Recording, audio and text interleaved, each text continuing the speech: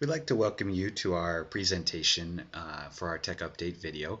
If you were watching the Super Bowl, you might have noticed that giant power outage that happened and delayed the game for about 40 minutes. And today we're going to talk about how we might eliminate those power outages in the future by the use of smart grid technology. So this is a very relevant topic to current events that have been happening. To begin our discussion, or our presentation, I'd just like to introduce smart grids and explain to you a little bit about what they are. So smart grid generally refers to a class of technology people are using to bring utility electricity delivery systems into the 21st century. It uses computer-based remote control and automation. These systems are made possible by two-way communication technology and computer processing that has been used for decades in other industries.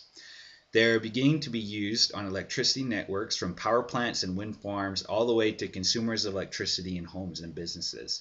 They offer many benefits to both the consumers and utility companies in efficient energy delivery and also in reduced cost for both groups. Now, to explain the smart grids a little bit better, I wanted to take a look back at the history of electrical grids so we can kind of see where we've come from and how this problem has been created. So when smart grids first began, there was when energy grids first began, there was a central power source, and that source would send energy to all people connected to their grid. And as the continued to develop, metering was introduced to help monitor how much energy each individual home used, and then the electrical companies could charge for what that was used. And as demand for electricity continued to grow, power stations weren't able to supply enough energy for that demand. So beginning in the 1970s all the way to present, we'll see things like rolling blackouts and also poor quality of electricity. And this has led to an increased cost for the consumer. Now, this diagram here helps illustrate this situation. So you have a central power source, and as we zoom out, we'll see that energy will be delivered to everyone connected to that power source. Now, today, grids have become more complicated. There's now multiple power sources, so there's things like wind and solar power that have come onto the grid to make this even more complex. So today an energy grid might look something like this, where you have energy coming from multiple sources: wind farms, solar energy. You might have energy coming from a nuclear plant or from a coal plant. All of these different forms of energy going to these homes. Now, this complex grid system has helped create a problem where we're not able to efficiently match electricity power generation or supply with the demand that's needed. So we have power plants here, and power plants are just going to generate as much electricity as they feel that they need.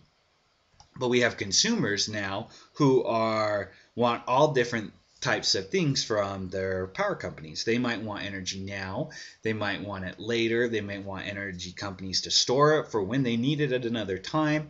So they have all of these things, and it makes it difficult for power companies to know exactly how much power they need to generate and how to do this and how to deliver it efficiently to the consumer. So the solution to this problem is the introduction of smart grids, and smart grids help energy be efficiently delivered to the consumer. Now, this next video here that I want to show you explains a little bit about smart grids and what they do, and it does a good job of explaining the situation.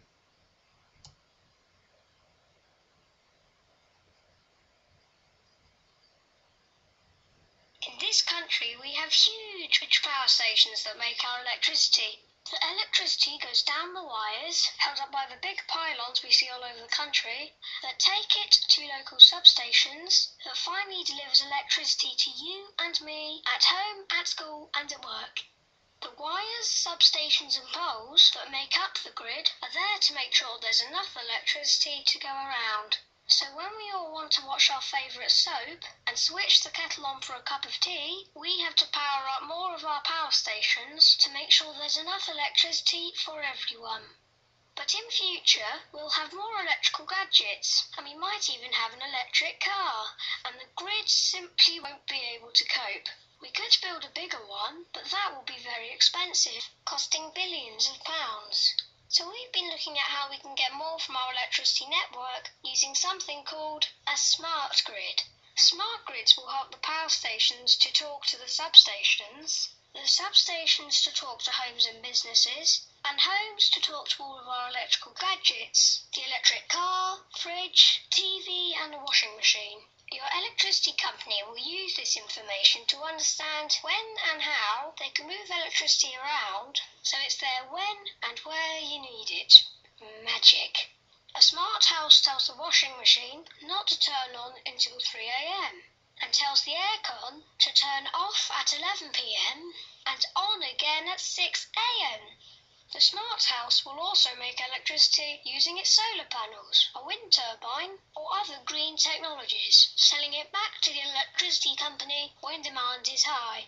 The clever electricity company will take this extra energy from all of the solar panels and wind turbines and move it around to make sure everyone has the energy they need. It might also help us reduce the amount of energy we use, bringing our bills down. That is a smart grid.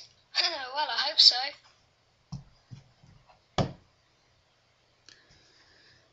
So that video does an excellent job of explaining the situation for smart grids. And now we just want to focus on a couple of the things that they mentioned in some of the features of a smart grid. So the first thing is efficiency. Smart grids are great because they really help power companies operate efficiently. Now power companies will know how much energy they need to produce, where it needs to go, and at what time, and when it needs to get there. It greatly will help, and then they don't have to produce more than they need and deliver it inappropriately, which is one of the problems with energy delivery currently.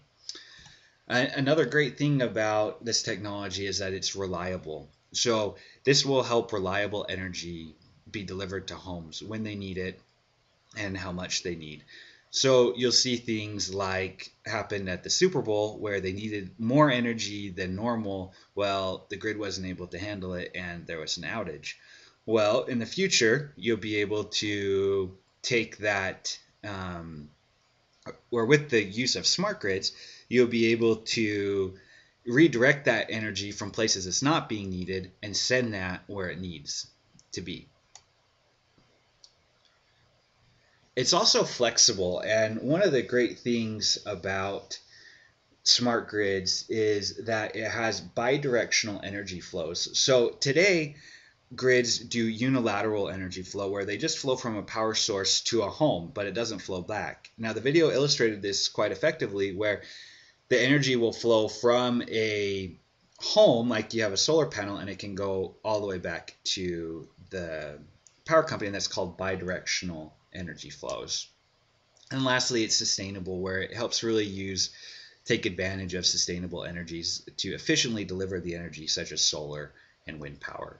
Now, some of the technology that's used in this is very interesting. One of it is integrated communications, and this is how appliances talk to each other. And again, the video illustrated this very well, how you could start your washing machine at one time of the day, maybe when energy demand isn't as high and energy costs aren't as high, and then you can start your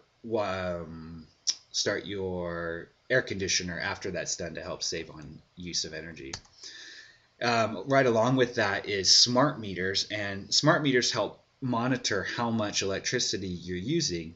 So two things here is, one, you can, as a consumer, know when to use your electricity and when not to, and you can use it at lower prices. And then also power companies know exactly how much energy they need to generate to meet the demand. And then the last thing here is smart power generation. We kind of mentioned this already, but where you can create your own power and redistribute that back to the power company. So as we look here at the market, It's really performing quite well. It's been growing. It's estimated about $14 billion worldwide in 2012, and it's just expected to grow 10% each year to an estimated 25 billion in about 5 years.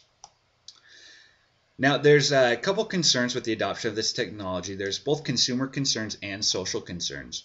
One of the consumer concerns is privacy.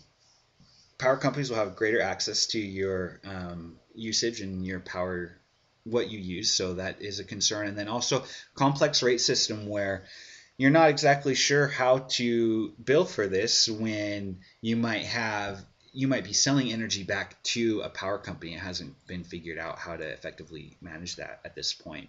There's also a couple social concerns. You could have abuse from providers where providers, because they have so much information, can not use this properly. And also there'll be more government involvement in electricity in delivery, and that can be concerning for some people.